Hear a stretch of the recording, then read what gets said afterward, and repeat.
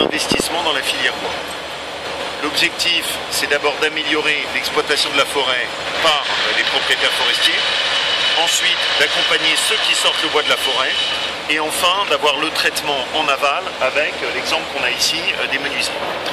On est sur un secteur où très traditionnellement il y a toujours eu une part de l'emploi qui est liée au bois extrêmement importante. Surtout ce secteur qui part de Allègre et qui va jusqu'à Craponne. Ce qui est intéressant ici, c'est que vous avez un exemple avec 3 jeunes entrepreneurs, certains avec un peu plus d'expérience, 2 autres qui viennent de faire les reprises. Et si on est venu sur l'exemple de l'ancienne scierie en Pillac, c'est parce que ça a été un dossier de reprise porté par Gilles Pracro, quelqu'un qui a du courage, produit Haute-Loire puisqu'il habite à Saint-Germain-la-Prade, ancien banquier, donc courageux, c'est-à-dire plutôt que de rester tranquillement derrière son bureau à prendre l'argent des autres, il a décidé de partir au fond, et de le faire lui-même, c'est courageux.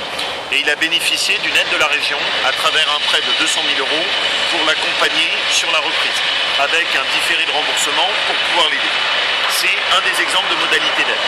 Quand on a des entreprises comme ça, il ne faut pas les perdre.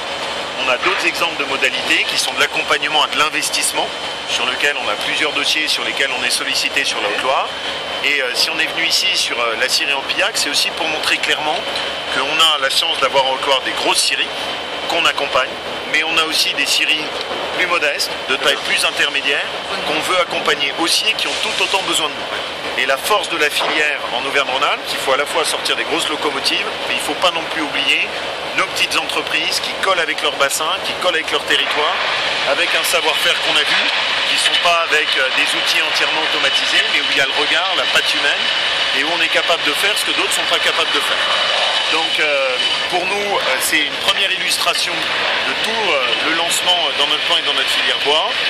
Juste avant l'été, on en avait donné une, mais je ne crois pas que c'était vous qui étiez, quand on est allé à Arol, où là pour le coup c'était sur les exploitants forestiers, c'est-à-dire sur ceux qui sortent le bois de la forêt. Et l'objectif c'est vraiment de le tenir à l'équilibre, parce que c'est une de leurs préoccupations. C'est le plan bois est utilisé pour aider sur ce qui est l'exploitation de la forêt, mais derrière, toutes nos aides entreprises et industries sont utilisées pour accompagner les reprises, le développement et l'investissement de la filière. Ici, un exemple typique, on a 15 emplois. Sur Allègre, les emplois ils sont précieux.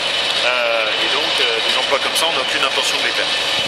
Donc ça aussi, dans le rôle qui est dévolu à cette partie de l'agglo, son rôle économique, il faut vraiment que ce soit notre locomotive sur tout ce qui est le bois.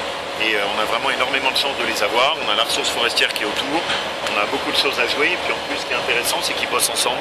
Donc avec une certaine complémentarité que vous avez vue. Là, ce qu'on a vu être scié part ensuite chez toi. Et ils essayent de travailler ensemble, y compris sur la valorisation. Le dernier point qui est intéressant et sur lequel on va essayer de regarder avec eux, c'est que derrière il y a la granule. Vous savez que les chaudières bois sont en plein développement. Aujourd'hui, cette valorisation des sous-produits de leur travail est devenue très importante. Et il y a peut-être un projet sur lequel ils réfléchissent pour pouvoir le valoriser en commun. Et là, on gagnerait tout. C'est-à-dire que non seulement on a notre bois, on a nos emplois locaux, et en plus, on l'utilise ensuite pour faire notre chauffage au lieu d'aller payer du pétrole d'Arabie Saoudite. Donc,